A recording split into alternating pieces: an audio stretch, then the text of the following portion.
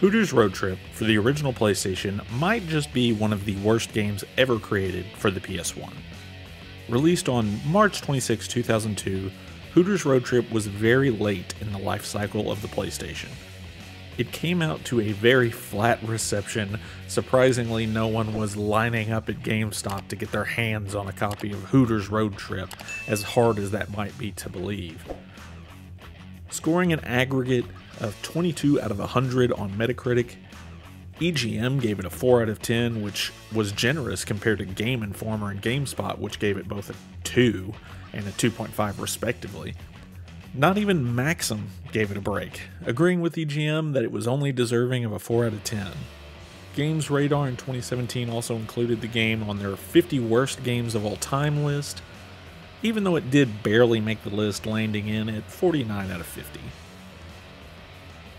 Hooters Road Trip was published by Ubisoft and developed by Hoplite Research. The game was originally supposed to be called Freewheelin' USA, but the Hooters tie-in was added likely just to boost sales of what was otherwise a lackluster, mediocre game far past the prime of games like Cruisin' USA and the like. Now, it was a mediocre, lackluster game with Hooters. And as we all know, that will move just a few more units out the door that otherwise would have stayed in those bargain bins. The main cover of the game showcases 3 cars racing down a highway, Santa Fe 100 miles away, and there's 4 Hooters girls cheering them on with a giant Hooters sign. The back of the case says, "Gentlemen, start your engines. Gas up and buckle in for some good old full throttle action as you bust out on a white knuckle rally race across Hooters USA for the ultimate prize." What is the ultimate prize, you ask? A chance to kick back with the Hooters girls. Yeah, what a prize. The case points out that first place will get you a chance to hang out with Hooters girls, that there are 16 cars to choose from, and that you get to muscle your way to the checkered flag as you burn asphalt from Florida to Cali. And last but not least, you get to control the radio. That's definitely a selling point of the game. I feel like the radio portion, they were running out ideas on what to tell you actually existed in the game, and the whole list of ideas to get you to buy it undoubtedly started and ended at Hooters Girls FMVs. Booting up the game, we get a standard publisher developer logos, and then the Hooters Assault starts. Hooters logo, Hooters Road Trip logo, a Hooters FMV, and then our first Hooters loading screen. That's right, all of the loading screens in this game are Hooters pictures.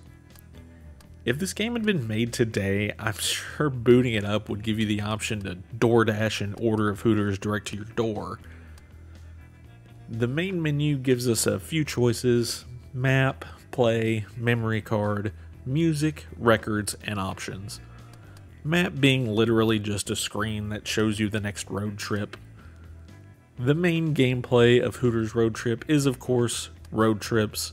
There are 6 of them in the game that take you from Fort Lauderdale all the way to Santa Monica.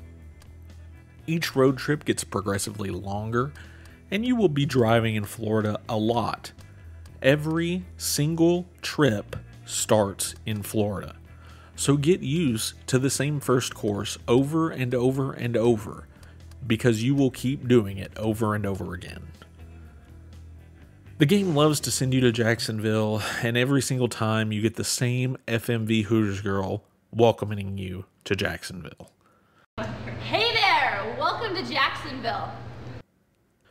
During your road trip, every time you reach a new town, you get a Hooters girl FMV welcoming you to the location, and if you got first for the whole road trip, you get a congratulations FMV as well. Yeah, you finished first! Woo! Yeah! The gameplay itself is a bad replica of Cruisin' USA, which was obviously what the game was hoping to copy. I just think a few years too late. The cars are extremely floaty. Just tapping the D-pad is almost enough to send you straight into the wall, and heaven forbid if you hold it there for more than a second, because you will crash immediately. So driving this game really becomes holding the accelerator down and tapping left and right on your D-pad as you struggle to go in as much of a straight line as you possibly can. If you finish first during the road trip, you get the ability to unlock new cars. That's right, only the ability, because you don't actually unlock the car until you do the licensing course for the said car, which is just basically a glorified time trial. Really, it feels just like filler to attempt to add any extra amount of content to the game, and I guess it does accomplish that. The music in the game all kind of sounds the same.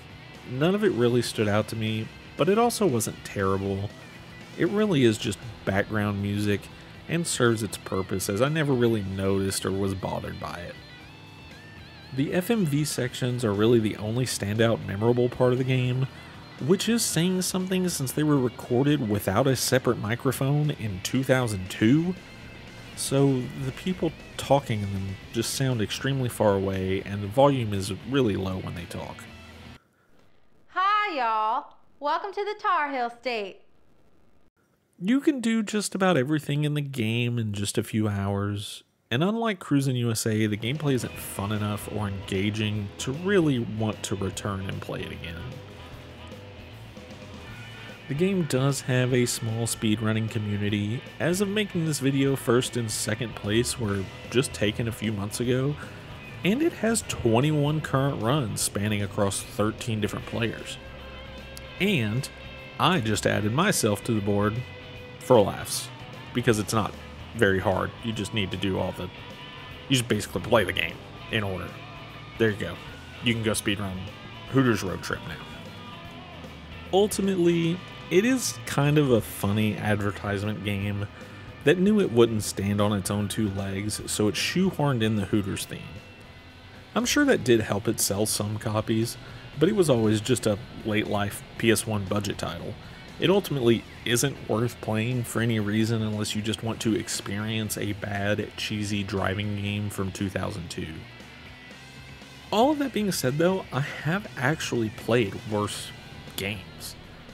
It isn't this crazy, terrible experience that so many people have made it out to be, and there were really no bugs that just broke the game to an unplayable state that I ever experienced. Almost any racing game on the PS1 would be better, but Hooters Road Trip is still a racing game that does function. I mean, if I was rating it, I would probably agree with EGM and give it a 4 out of 10. And while bad, I don't really think that it's one of the worst 50 games of all time. Thank you so much for watching another video here on the channel. If you enjoyed the video, please go ahead and subscribe. We're going to be covering more and more gaming content, and I really appreciate you all so much for being here and watching it. Congrats!